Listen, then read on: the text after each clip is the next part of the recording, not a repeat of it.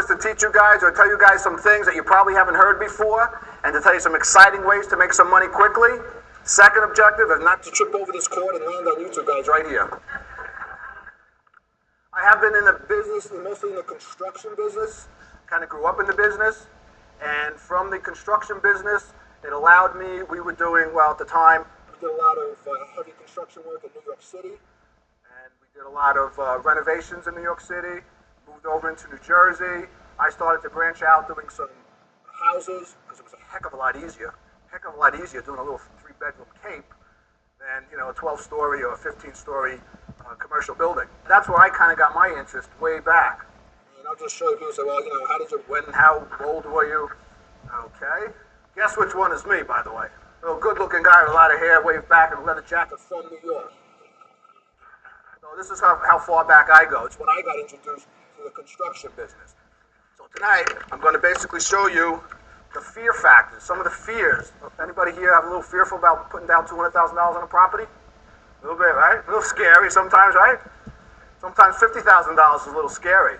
Well, my goal tonight is to show you that shouldn't be a fear factor for you anymore. I'm going to show you how easy it is to overcome these fears. Because fear is nothing more than not understanding. Right? You don't understand something, so we're afraid of it. Not thinking we can do it because you have to be smart, so we're afraid of it. We look at speakers that are up here and think, wow, these guys are really smart, these ladies are really smart. We're no smarter than you guys. When I was in Connecticut, I told them, I said, you know what, this is like my alma mater up here. I went to college up in Connecticut, and I successfully completed one semester up there. Still waiting for that. I thought they'd give you something for one semester. Just one semester, here's some kind of piece of paper, I don't know. Back in 1973, when I did my first house, I'm going to show you what that house looks like because it's the same thing I do now, 25 years later. Very simple.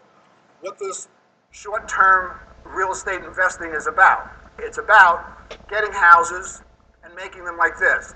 I didn't even know what I was doing when I did this. I had no idea. That's why I don't have a before picture. This was the after picture when I did this house. What did I do? Small shrubs in the front, flower box, put new front doors on, shutters, painted, roof. Very simple. It's the same thing I do today, and when I show you some pictures later, you're going to see it's the exact same thing 25, 30 years later. In fact, people say, do you do your own work? I used to do my own work. That was me way back when. I actually used to do that. I had problems back then. All that hair used to get in your eyes. I took care of that. I got away from that. From there, I used to do houses for other people and then started buying them myself. And my next house, I did mostly by myself. Guess how much I made back in 1970, I don't know, 6 or 7. Bought the house for about $50,000, did some work to it, and sold it. What's a nice number to make on that? How much? 20. $100. You were close. You were very close. I blew that so bad. I did what old guys do at that age. We took that house apart, and I was taking the kitchens apart, the bathrooms apart. I was like I was going to move into it. Like the real estate agent who brought it to me said, what are you doing? So I'm making this house nice. You're spending a lot of money. Who even thought to keep track? One thing which we're going to go over tonight is what not to do when you guys start getting these houses. You know, everybody knows gut means? Gut? Yeah, gut. That's a nice term we use. Gut that house. Gut that house. You know what it costs to gut a house? Gut your bank account is what it's going to do. You better be darn careful. Here's a simple plan. Work with knowledgeable real estate agents. They can be your best friends. They will give you comps. They will know the areas. And I mean use the top-notch ones. Use the big daddies and big mommies in the neighborhood. That's who I like to go to. If you have a friend that's from another town or 3 towns away, sure, it's nice to give them the listing, but they can't know the neighborhood like that local real estate agent knows the neighborhood. Okay? So you want that one that's in there that knows that market. They'll give you some good advice. They'll give you the proper comps. Let me see another house that, what, for $250. So, that listing, don't get caught up in that listing stuff. And certainly don't get caught up talking to other people. I think you should buy a house. It's a good deal. Yeah, what can I sell it for? Oh, you got to get $253. $250,000 or $300,000. That's a mighty big spread in my book. I certainly don't want to be on the hook when the house only sells for $250 and we think it's going to be $300. The only time we use those phrases when we're at the barbecue and maybe I'm at your house and I say, that's a nice house across the street. What do these houses sell for? I don't know, $253. That's okay. No, nobody has any money laid out. That's just conversation. You're looking to buy bargain properties. Where do you get them? Foreclosures, REOs, vacant houses. How hard is it to find vacant houses?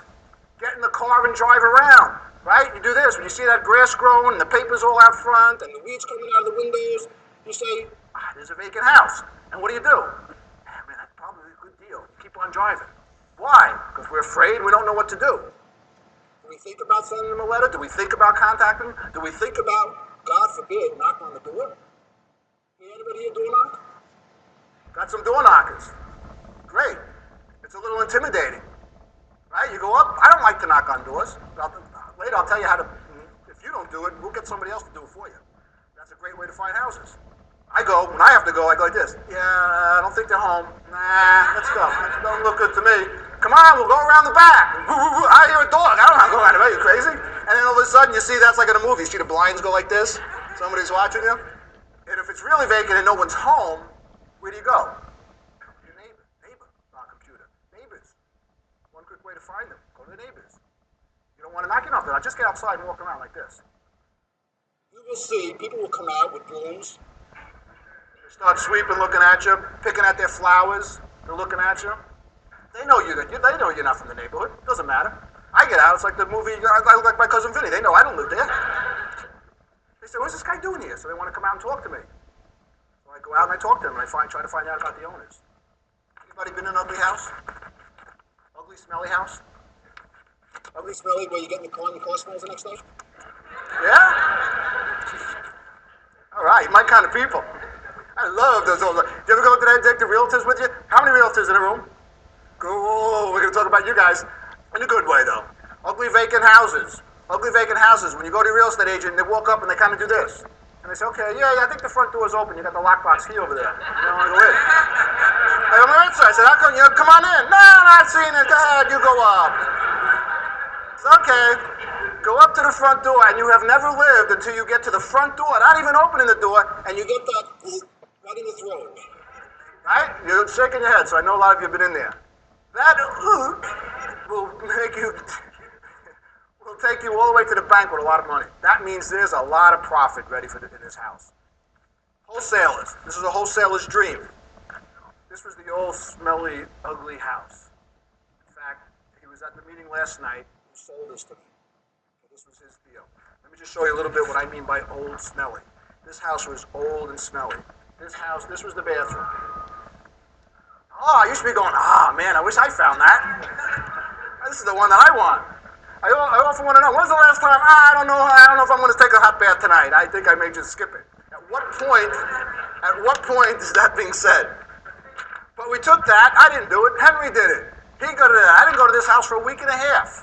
I didn't want to go to the same block because when they opened the doors and the windows, everybody else was evacuating. It smelled so bad. Turned it into this. Kitchen was a little better. Again, I don't know, take out tonight or one of those home-cooked meals. Here we go here. This kitchen was scary. I mean, I was opening up cabinets. I was afraid I opened up cabinets. Let me just show you. You want to talk about scary? I opened up cabinets and had people looking at me. I'm going, you gotta be kidding me. The food didn't want to be in there. I mean, that's scary. Anyway, we turned that into this. Okay? Very simple single line cabinets. Just got rid of the yuck, the muck, the gook, and everything else, and the smell. All went out within a week. Okay, so all that is gone. Do not be afraid of these. Look at it as an opportunity to make a lot of money. If this house walked in and smelled like daisies, you think I would have got it for $35,000? No way.